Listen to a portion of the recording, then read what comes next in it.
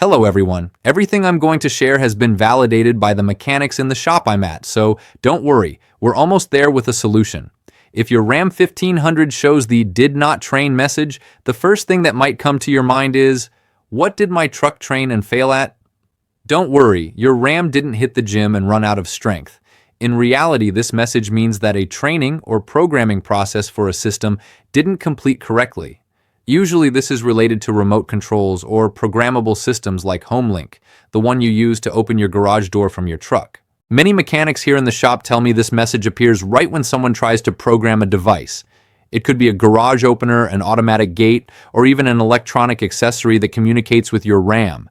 If something goes wrong during the sequence, the vehicle's computer detects it and throws the famous "did not train" message. Basically, your truck is saying, "I tried to learn it, but something went wrong." Now, there are times when the message appears out of nowhere, even if you aren't programming anything. Several mechanics report that it often disappears by simply turning the truck off and back on.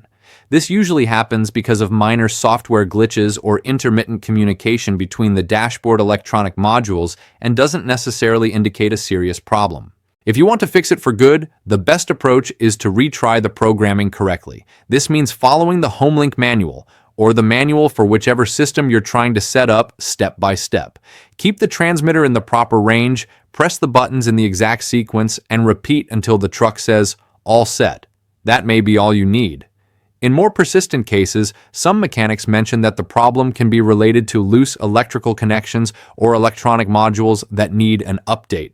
A visit to the dealership for a software reset or updating the EVIC or BCM module sometimes eliminates the message permanently. So if everything else fails, that's when the technician with the right tools comes into play.